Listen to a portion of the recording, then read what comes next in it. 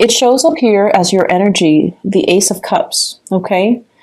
Having love for somebody, feeling this immense, immense love overflowing out of your heart to another person. And I feel almost like there is something here in the spread that's telling me something's not getting off the ground.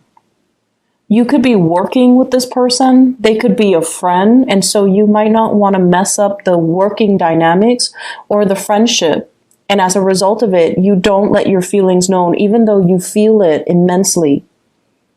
The person that you're dealing with, they show up as the Ace of Wands. I'm drawn to the scars. This is somebody that might have a lot of scars on their hands. Like physically, literally, they might have a lot of scars. Or it's somebody that really grabs life by the horns. You know, they're adventurous.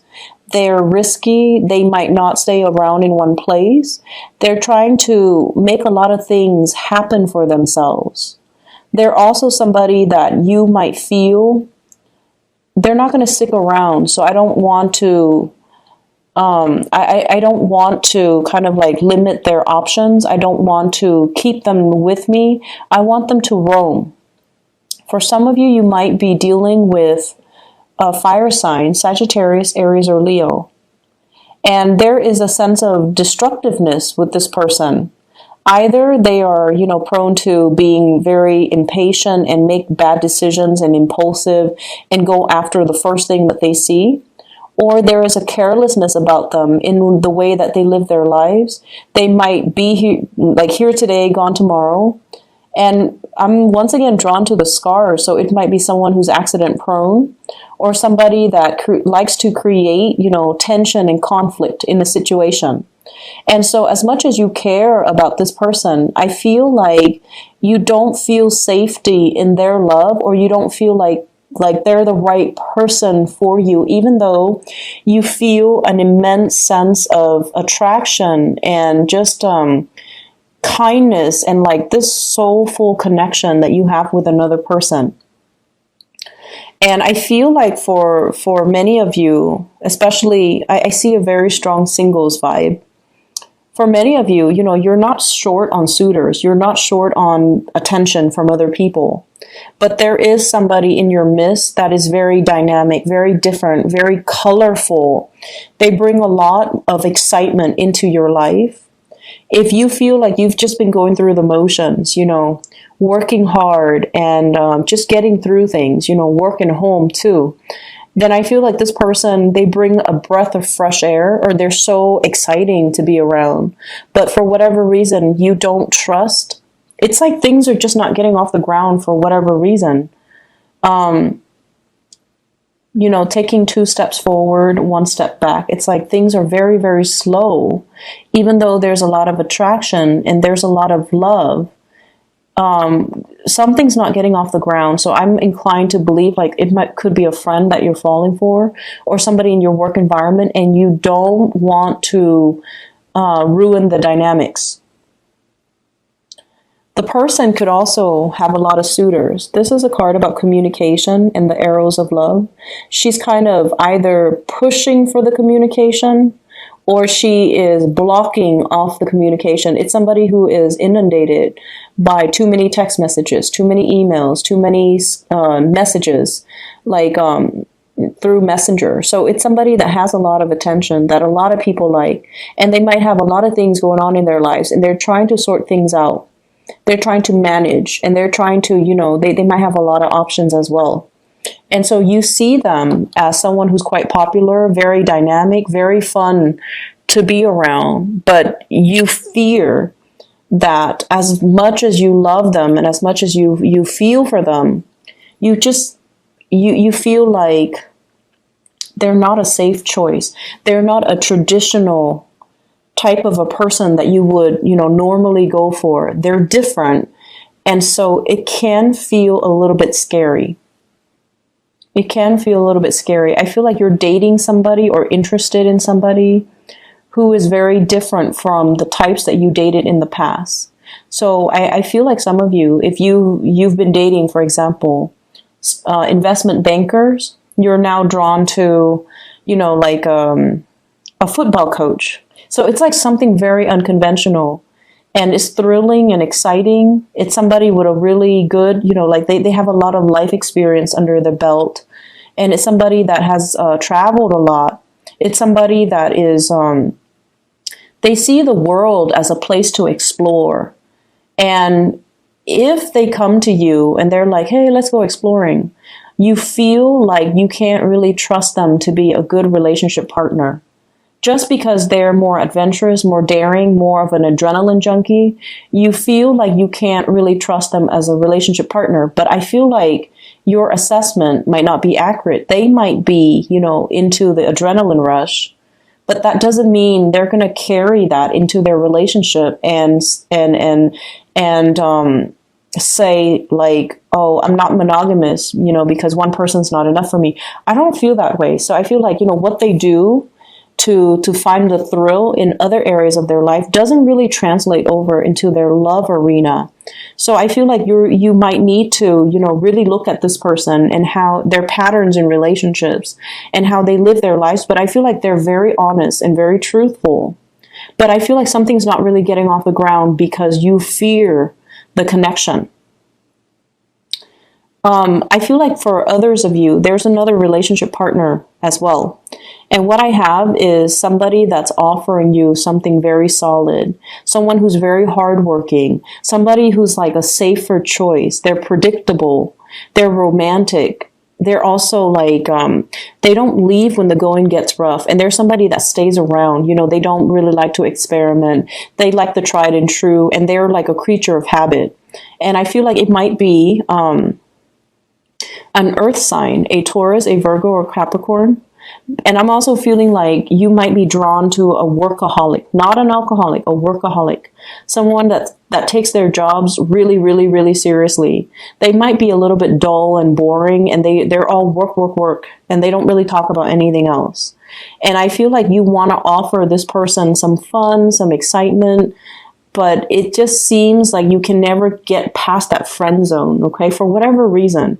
It might be the environment that you're in, so bring them out of that environment and bring them into your world, and then introduce them to new things. I feel like it's just a matter of you taking the initiative to kind of bring them away from their natural habitat and then crossing over to your world so you can show them some fun. You can show them how you do things so that the two of you can be alone. So finding alone time, I feel like if there's a stalled relationship or if things are just not really getting off the ground, finding a way for you to kind of bring them into your world, either solicit them for a date or, tell them to meet you for coffee, or tell them to, hey, why don't you take a break from work and come with me for a walk? Be very, very nonchalant about it, or be very like, be very, just don't come into it expecting, let's have a big date, just so you can make that initial connection with them and then get to know them a little bit better. Because I feel like your initial assessment might not be accurate about a specific person. And so I feel like there is someone who's very exciting, and there then others of you who are dealing with someone who's like all work and no fun. And you find them really, really fascinating as well, even though, right off the bat, you feel like, oh, they're boring. They don't seem like they have anything else. They're just like so work focused. But I feel like your assessment of a person might not be accurate for this week.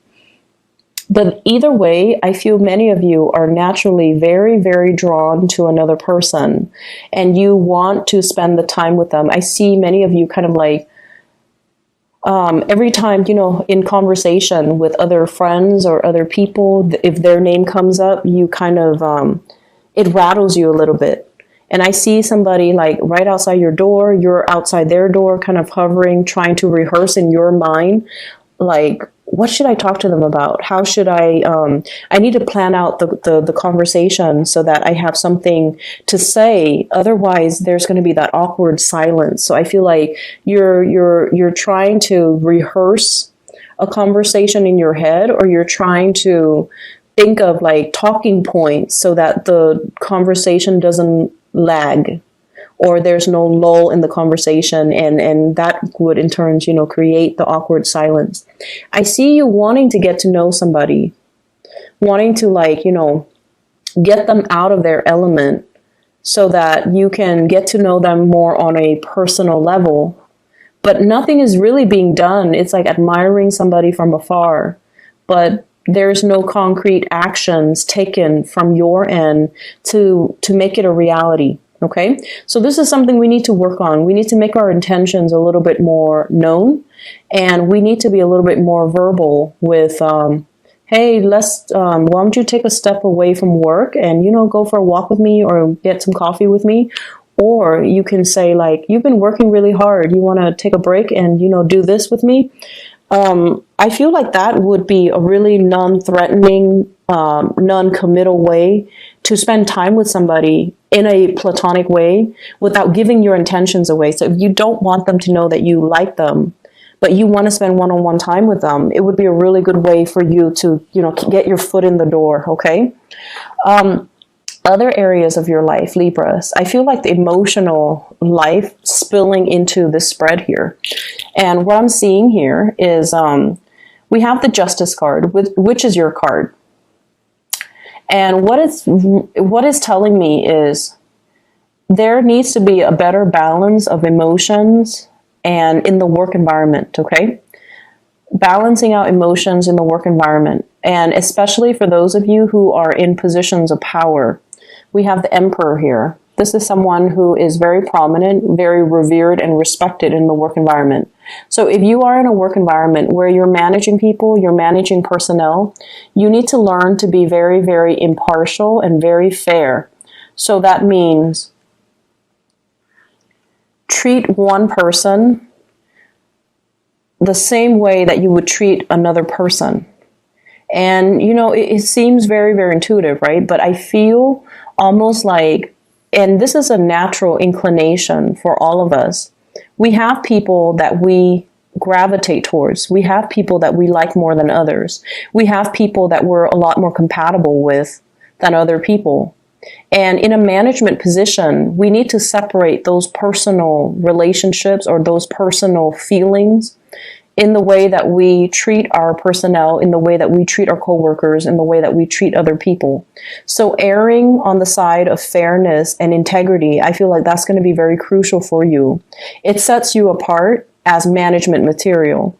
And it also creates an environment, like a really good working dynamics in the team atmosphere where people can come to you because they know that you are very impartial and they know that you are fair-minded and you won't,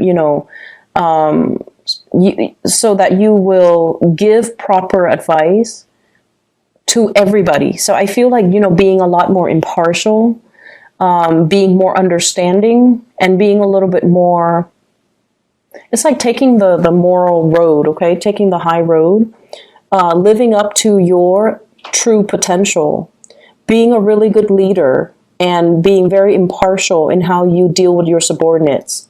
And then for others of you who are not in management, supervisory, positions, I almost feel like you might be experiencing this in a work environment where you are admiring somebody because of their ability to solve problems or their ability to be very impartial and very fair. Even if they don't like somebody, they don't make it known.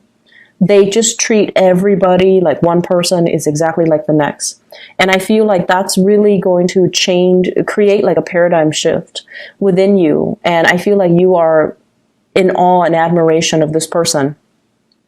I see some of you as well, thinking about possibly shifting into a new work environment or having to travel a lot for work. I see you signing up for assignments. I see you as well. I feel like we have here the Two of Wands and the Chariot. Both of these are travel cards, long distance travel, traveling in order to land a work assignment, traveling and then coming back and then disseminating information or sharing information. So I see like you traveling from one place to the next or going from your branch to another branch. seeing how they do things, and then bringing that information and that knowledge back to your company and talking to a higher up, a supervisor or manager, and sharing the information. I see some of you as well, sometime for this week, being called upon to kind of like provide honest feedback on a person. And I feel like if you're one of your employees or one of your coworkers might put you down for a reference and you're getting some callback. And I feel like if you have somebody that you feel is underperforming, they ask you, can you be my reference? And you don't know what to say. You don't want to lie and say, yes, I will give you a sterling, letter of recommendation. But at the same time, you don't want to say, no, I will not, and hurt their feelings. So there are a lot of like middle ground things that you kind of need to work on. And there are just, honesty is the best policy. Okay. Don't worry about upsetting people. If they're upset, that's kind of on them. You need to be truthful and honest. And I just feel like you're kind of stuck between a rock and a hard place. You don't want to hurt someone's feelings, but at the same time, you might not feel like you want to recommend them for something. So I see that element coming in here. And I see you, whenever you're in a work environment, you work really hard. You go above and beyond to make sure that you know the ins and out of how to do your job. And I feel like you're very thorough when you do your job. And so when people are not as adept as you when it comes to fulfilling their job responsibilities to the best of their capabilities, I feel like you don't really have the patience to deal with them. So be careful about that too. And I mentioned this for Virgo, but I feel like the energy is also coming in here.